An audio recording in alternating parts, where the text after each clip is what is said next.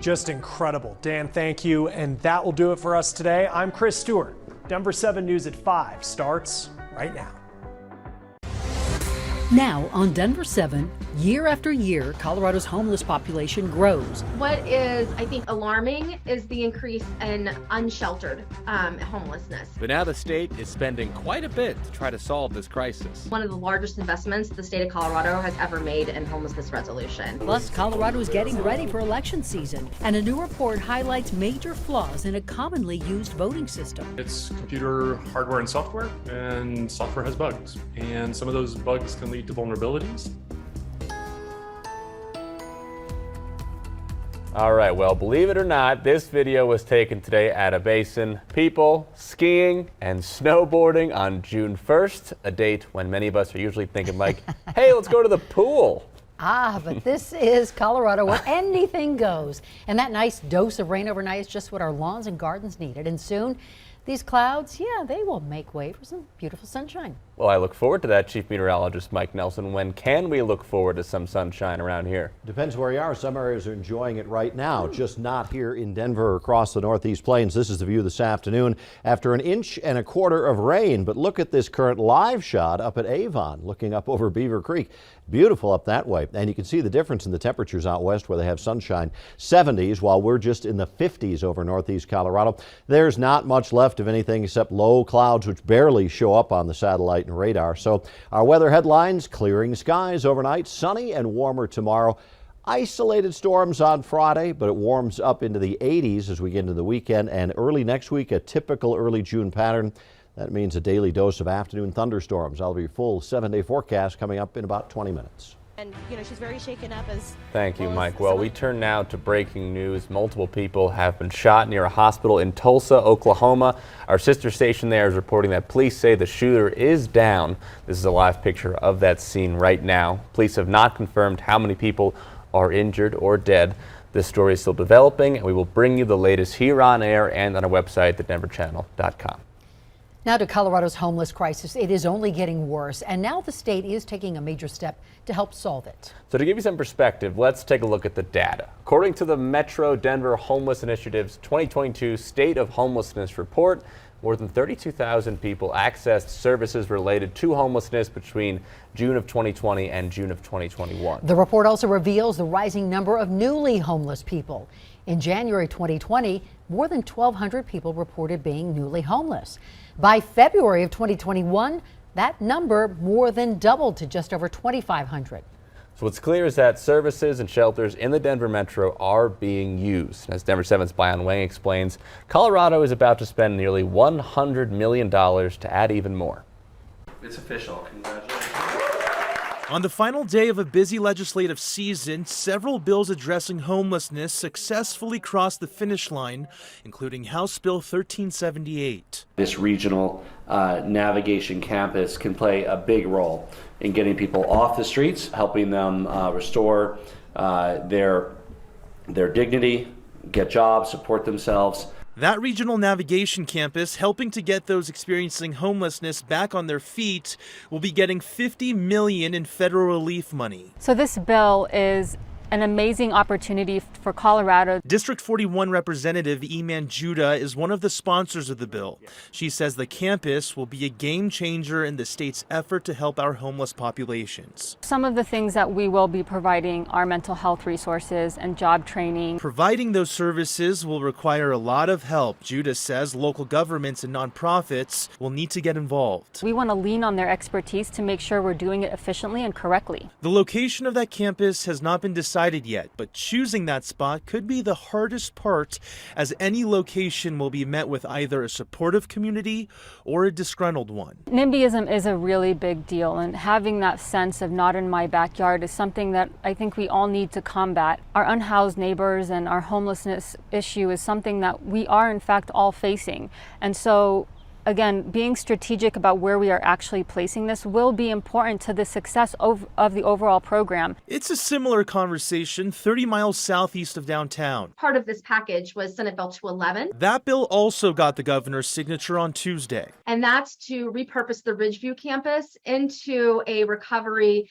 and residential site for people experiencing homelessness. The Ridgeview campus served as a residential treatment facility for troubled teens before shutting down last year. Now the facility will serve as a place homeless individuals can receive help for addiction. So that's going to be physical health care, behavioral health care, again, substance use treatment, and individuals will be able to work on a long-term housing plan as well as anything else that's going to help them. Those who have been experiencing homelessness for the longest period are prioritized. Mental Health Colorado finds that part of the bill counterproductive.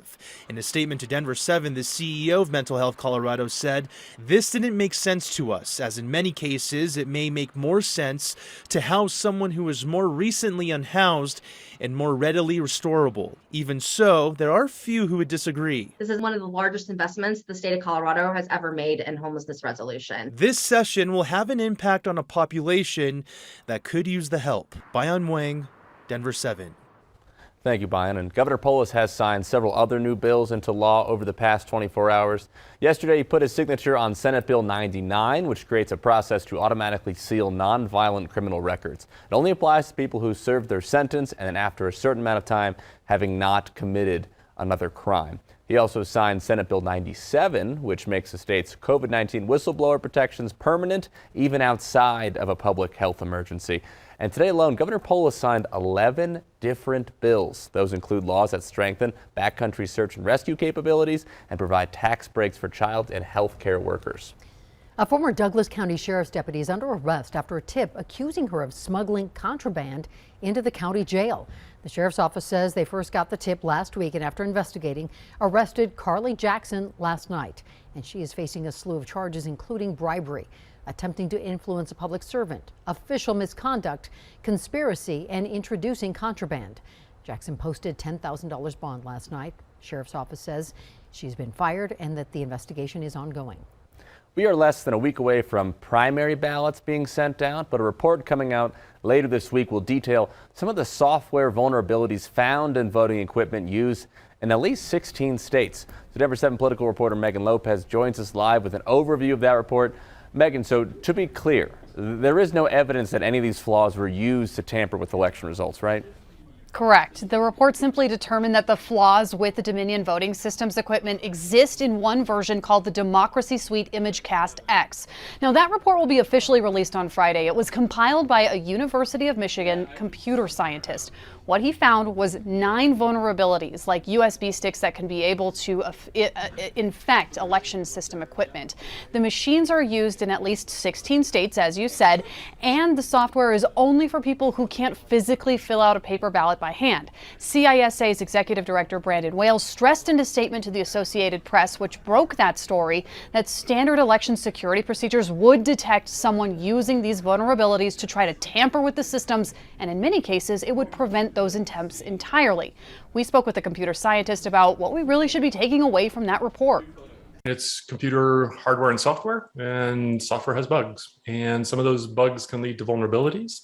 And so I think that's what the CISA report is going to show, is that there are some concerns in the software, but that's fairly typical. And it's also the case that those bugs are apparently being addressed by the manufacturer.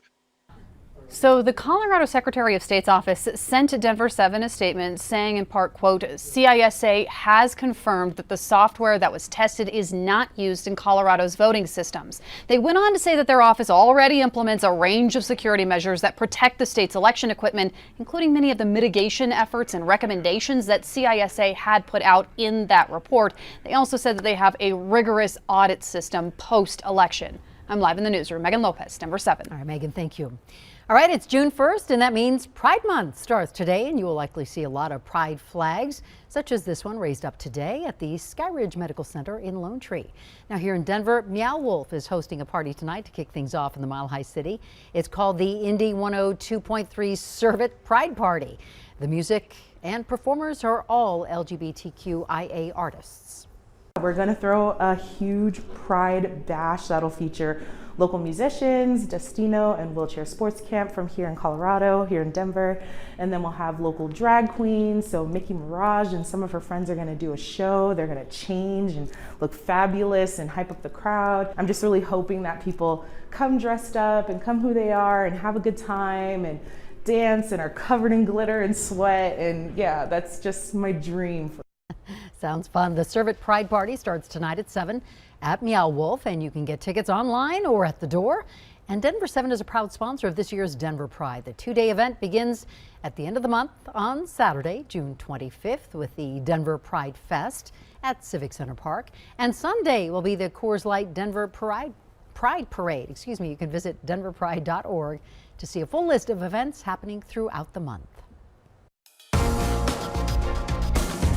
Coming up on Denver 7 News at 5, a verdict has been reached. Hear the jury's decision in the Johnny Depp Amber Heard trial. One of my neighbors bought their own speed gun, yes. Plus extreme measures to stop speeding drivers.